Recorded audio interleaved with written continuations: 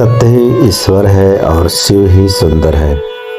आज का वीडियो बहुत खास है क्योंकि इसमें हम न केवल महाशिवरात्रि की पूजा सामग्री के बारे में जानेंगे बल्कि उस पौराणिक कथा को भी गहराई से समझेंगे जिसे सुनने मात्र से ही जन्मों के पाप कट जाते हैं। अगर आप इस साल पहली बार व्रत रख रहे हैं या आप जानना चाहते हैं कि महादेव को सबसे कम समय में कैसे प्रसन्न किया जाए तो ये वीडियो आपके लिए बहुत महत्वपूर्ण होने वाली है। तो चलिए श्रद्धा के साथ शुरू करते हैं। हर हर महादेव।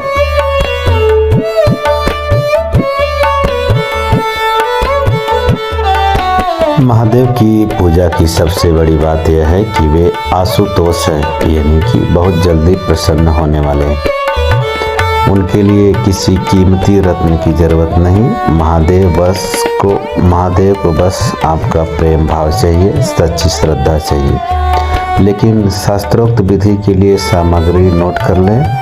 सबसे पहले अभिषेक के लिए आप तांबे के लोटे में गंगा जल, कच्चा गाय का दूध, दही, शुद्ध शहद और देसी घी और बेलपत्र लें। ध्यान रहे बेलपत्र कटे फटे न हो और उन पर चिकना हिस्सा शिवलिंग की ओर रहे। इसके साथ ही धतूरा, समी के पत्ते, आक के फूल जिसे लोकल भाषा में मदार का पौधा कहा जाता है, और भांग। श्रृंगार के लिए सफ़ेद चंदन, भस्म जो महादेव को अत्यंत प्रिय है, इत्र और मौली। भोग के लिए ऋतु फल ले जैसे बेर, केला, गन्ने का रस और हाँ, माता पार्वती के लिए सुहाग की सामग्री और लाल चुनरी लेना ना भूलें।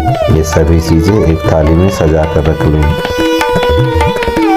महाशिवरात्रि के दिन सुबह ब्रह्म मुहूर्त में उठकर स्नान करें। सफ़ेद या हल्के रंग के वस्त्र पहने मंदिर जाकर या घर पर ही शिवलिंग का पंचामृत से अभिषेक करें।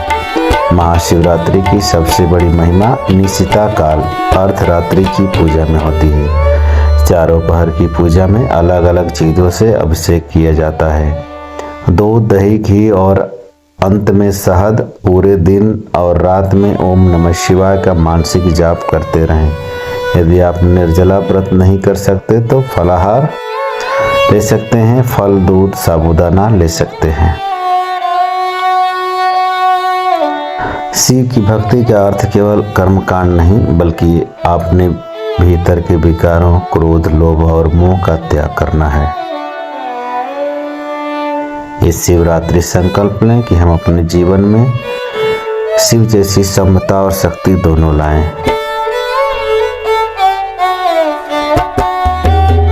तो आइए दोस्तों चलते हैं उस पावन कथा की ओर जिसको महाशिवरात्रि की कथा कहा जाता है।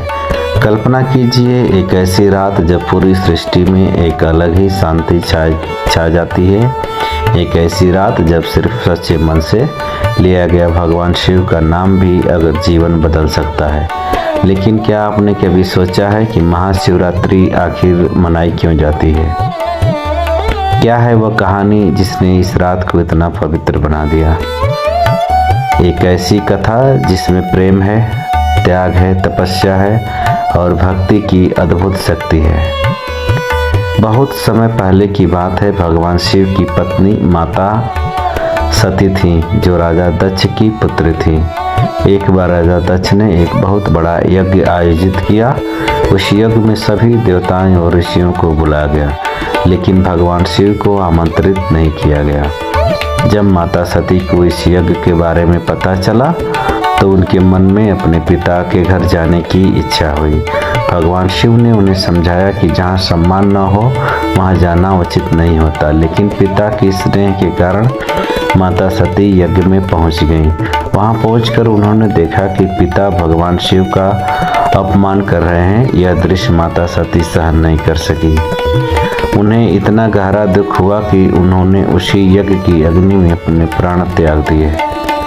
जब यह समाचार भगवान शिव को मिला तो उनका हृदय दुख और क्रोध से भर गया और माँ सती को लेकर इधर उधर जाने लगे। यहीं से माँ सती के शरीर के अंग जहाँ जहाँ गिरे सभी शक्ति पीठ बन गए। भगवान भोलेनाथ संसार से मोह त्याग दिया और गहन तपस्या में लीन हो गए। समय बीतता गया, फिर माता सती ने पुनर्जन्म लिया और इस बार वे पर्वत राज हिमालय के घर माता पार्वती के रूप में जन्मी। बचपन से ही माता पार्वती के मन में भगवान शिव के प्रति गहरी श्रद्धा और प्रेम था। जैसे जैसे बड़ी हुई उनका संकल्प और भी मजबूत हो गया और भगवान शिव को ही पति के रूप में प्राप्त करेंगी।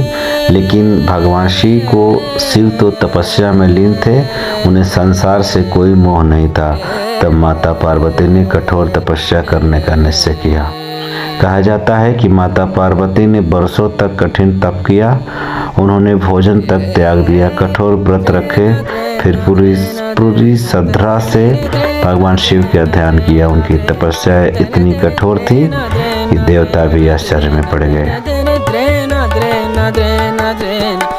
उसी समय एक असुर था, तारकासुर। नाम तो सुना होगा आपने कहीं न कहीं किसी कहानी में। उसका नाम था तारकासुर। उसे वरदान मिला था, उसका वध केवल भगवान शिव के पुत्र के द्वारा ही संभव होगा। देवताओं के लिए बहुत बड़ी चिंता का विषय बन गया, क्योंकि भगवान शिव तपस्या में लीन थे।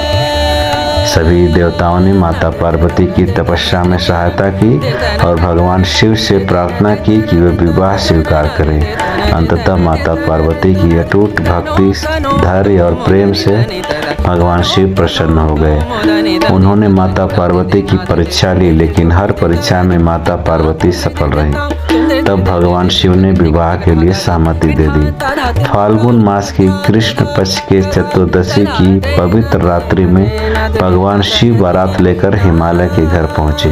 कहा जाता है कि भगवान शिव की बारात बहुत अद्भुत थी। उसमें देवता भी थे, ऋषि मुनि भी थे, शिवगढ़ भी थे और भगवान शिव का स्वरूप अलौकिक था। जटाओं में गंगा, मस्तक पर चंद्रमा, शरीर पर भस्म, गले में सर्प। शिव जी का यह रूप देखकर माता पार्वती की माता मैना पहले से घबरा गई। पहले तो वो घबरा गई, उन्हें चिंता हुई कि उनकी पुत्री का विवाह ऐसे वर से कैसे हो सकता है। तब भगवान शिव ने एक सुंदर और दिव्य रूप धारण किया और पूरे विधि विधान से भगवान शिव और माता पार्वती का विवाह संपन्न हुआ।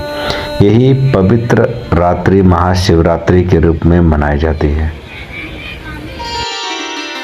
कहा जाता है कि इस रात भगवान शिव अपने भक्तों पर विशेष कृपा करते हैं, इसीलिए भक्त इस दिन व्रत रखते हैं, शिवलिंग पर जल और बेलपत्र अर्पित करते हैं और रात भर जागकर भगवान शिव का स्मरण करते हैं।